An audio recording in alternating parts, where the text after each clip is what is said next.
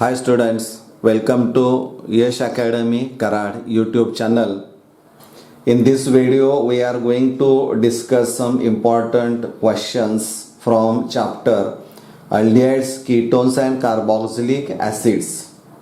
विद्यार्थी मित्रांनो, येणाऱ्या स्टेट बोर्ड एक्झामिनेशन मध्ये किंवा येणाऱ्या CET मध्ये यावर हमखास प्रश्न असणारा आहे किंवा विचारले जातात, हे तुम्ही लक्षात ठेवणं गरजेचं आहे. आपण आता सुरू करूया. महत्त्वाचा प्रश्न आहे पहा, arrange the following compounds in increasing order of there boiling points. You are given the organic compounds, alcohols, alkanes, carboxylic acids and amines. असा प्रश्न विचारला असेल तो एका मार्काला असेल किंवा याला MCQ विचारला जाऊ शकतो की which one of the following has highest boiling point. म्हणजे अशा पद्धतीचा प्रश्न प्रश्नपत्रिकेमध्ये असतो, म्हणजे असतोच. त्यामुळे लक्षात ठेवा आणि नीट लक्ष द्या. आता इथं असं ज्यावेळेस असेल त्यावेळेस काय करायचं आहे, जी ऑर्गॅनिक कंपाऊंड जी दिलेली असतील ती त्यांची स्ट्रक्चर्स काढा. इथं अल्कोहोलचा आपण आता काढूया, ROH. अल्केनच्या बाबतीमध्ये RCH3. कार्बॉक्सिलिक ॲसिडच्या बाबतीमध्ये RC डबल बॉन्ड OOH आणि अमाइन्स RNH2. बरोबर आहे. म्हणजे या पद्धतीने एकदा स्ट्रक्चरल फॉर्म्युले काढून घेतली की तुमच्या लक्षामध्ये यायला पाहिजे की इथं आता काय करायचं आहे, आपण बॉइलिंग पॉईंट आम्हाला काढायचा आहे, कुणाचा जास्त आहे ही ऑर्डर आम्हाला ठरवायची आहे. मग यासाठी एक गोष्ट तुम्ही लक्षात ठेवायची आहे, ती म्हणजे हायड्रोजन बॉन्ड. हायड्रोजन बॉन्ड म्हणजे काय असणार आहे, तर it is a week attractive force between hydrogen and any other more electron negative atom like oxygen, nitrogen and fluorine. मग यांचा विचार जर केला तर इथं तुमच्या लक्षामध्ये येईल की हायड्रोजन बॉन्ड जो असणार आहे तो कुठं आपल्याला पाहायला मिळतोय ते अगोदर बघूया. तर hydrogen is attach to oxygen, म्हणजे इथं हायड्रोजन बॉन्ड पाहायला मिळेल. अल्केन्समध्ये hydrogen is attach to carbon, त्यामुळे हायड्रोजन बॉन्डिंग इथं नाही आहे. कार्बॉक्सिलिक ॲसिड्समध्ये hydrogen is attached to oxygen atom and in amines hydrogen is attached to nitrogen. त्यामुळे या चारपैकी तिघांच्या मध्ये हायड्रोजन बॉन्डिंग पाहायला मिळेल आणि चौथा अल्केन जो असणार आहे त्यामध्ये हायड्रोजन बॉन्डिंग नाही. कारण का ते आपण इथं आता बघूया. तुमच्या लक्षामध्ये येईल की ज्यावेळी हायड्रोजन बॉन्ड किंवा OH बॉन्डचा विचार आपण करतो त्यावेळेस तिथं पोलॅरिटी असणं आवश्यक असणार आहे. ऑक्सिजन जो असणार आहे तो it is a more electronegative atom, so it acquires partial negative charge and hydrogen atom acquires partial positive charge, so OH bond becomes a polar bond. But in case of alkanes, carbon and hydrogen both have nearly the same electron negativity and therefore the CH bond is a non-polar bond, so alkanes do not form hydrogen bond. आणि carboxylic acids मध्ये OH जर पाहिला तर हाई bond जो असणार आहे तो polar bond असणार आहे. And in case of amines, nitrogen आणि हायड्रोजनचा विचार जर केला तर this bond is also a polar bond, अशा पद्धतीचा असणारा आहे. मग इथं रिलेशन काय लावायचं आहे, तर बॉइलिंग पॉइंट जो असणार आहे, boiling point is directly proportional to HB, that is hydrogen bond. म्हणजे हायड्रोजन बॉन्ड जो असणार आहे, boiling point is directly proportional to the hydrogen bond. जे हायड्रोजन बॉन्डिंग ज्याच्यामध्ये जास्त असणार आहे त्याचा बॉइलिंग पॉइंट सगळ्यात जास्त असणार आहे आणि ज्याच्यात नाही त्याचा कमी असणार आहे. मग कमी आपल्याला इन्क्रीजिंग ऑर्डरमध्ये द्यायचं आहे, त्यामुळे कमी असणार आपण बघूया. इथं पहिल्यांदा अल्केन्स येतील, त्यानंतर मग कुणामध्ये जास्त आहे, अल्केनपेक्षा कुणामध्ये जास्त आहे त्याचा विचार करूया. इथं अल्कोहोल्स, कार्बॉक्सिलिक ॲसिड आणि अमाइन्सचा विचार जर केला तर ऑक्सिजनची इलेक्ट्रॉनिगेटिव्हिटी नायट्रोजनपेक्षा जास्त आहे आणि त्यामुळं अल्केन्स नंतर क्रम कुणाचा येणार आहे, मग अमाइन्स. बरोबर आहे. त्यानंतर आता मग अल्कोहोल्स की कार्बॉक्सिलिक ॲसिड्स, कारण दोन्हीमध्ये पण OH आहे, परंतु कार्बॉक्सिलिक ॲसिड्समध्ये एक ऑक्सिजन जास्त आहे त्यामुळे हायड्रोजन बॉन्डिंगची शक्यता जास्त आहे याच्यामध्ये आणि इथं ते कमी असणार आहे, त्यामुळे अल्कोहोल्स येतील. आणि त्यानंतर मग कार्बोक्सिलिक ॲसिड्स.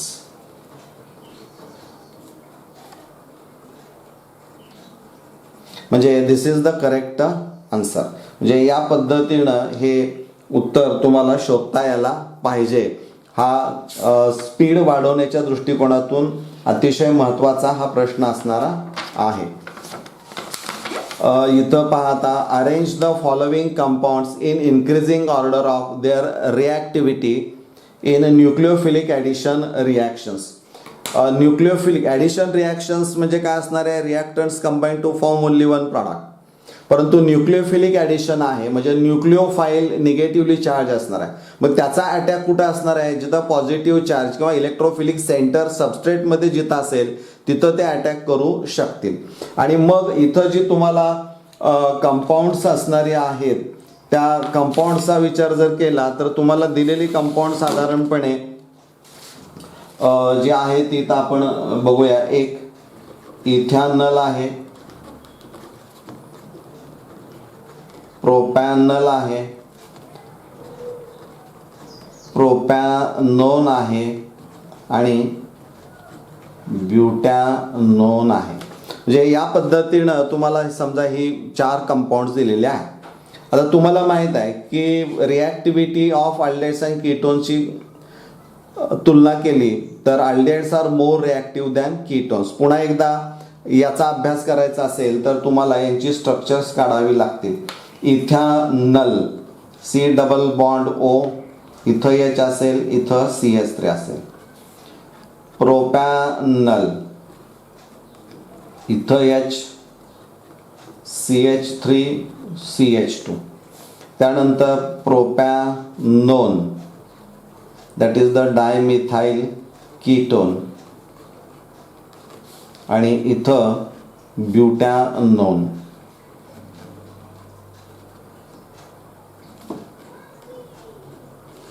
ही स्ट्रक्चर्स आपण काढलेली आहे. म्हणजे इथं स्ट्रक्चर काढल्यानंतर तुमच्या लक्षामध्ये येईल की आता इथं रिॲक्टिव्हिटी असणारी आहे. पहिल्यांदा लक्षात घ्या, reactivity of aldehydes and ketones is explained on the basis of 2 factors. One is the electronic effect, that is the effect of electrons, and second is the steric effect, that is the effect of steric hindrance or crowding group or bulky groups आपण असं म्हणूया. आता एक एक compound check करत जाऊया. इथं carbonyl carbon इथॅनलमध्ये एक हायड्रोजन आणि एक मिथाइल आहे. So methyl group acts as a electron releasing or electron donating group and exhibits positive inductive effect. So it increases the electron density on this carbonyl carbon.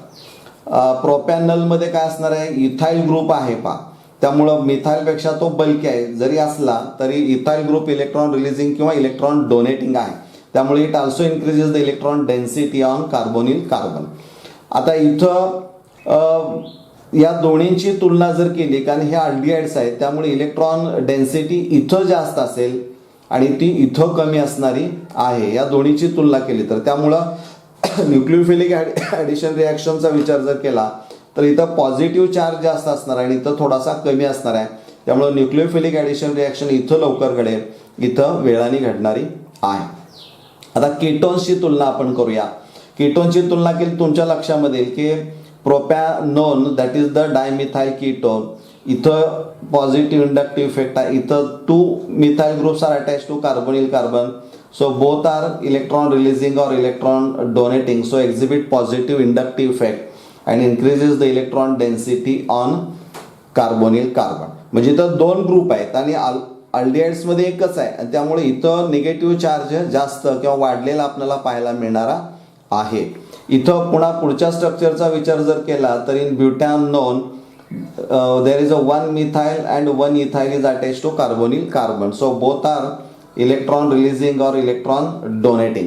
आणि त्यामुळं होतं काय की तिथं इलेक्ट्रॉनची घनता सर्वात जास्त ही या कार्बनवर आपल्याला पाहायला मिळेल आणि त्यामुळं it becomes very difficult to attack the nucleophile. म्हणजे इथं न्यूक्लिओफाईलचा अटॅक सहजासहजी शक्य होणार नाही.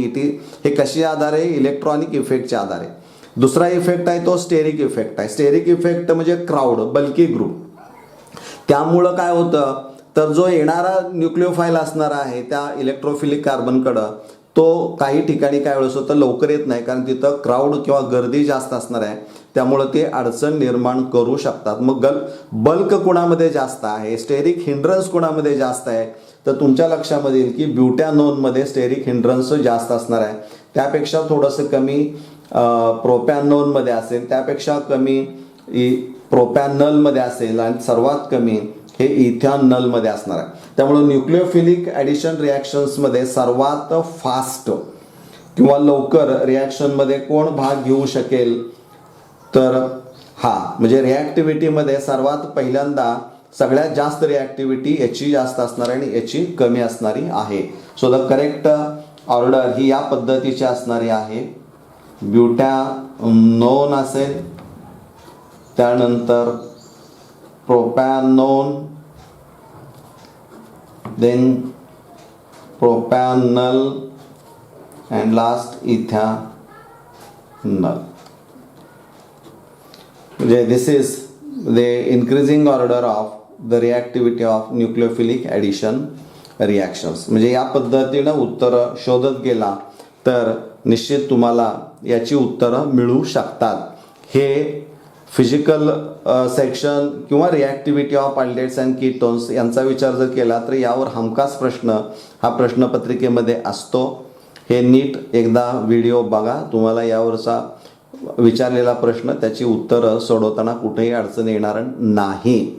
आपण इथं थांबूया. धन्यवाद.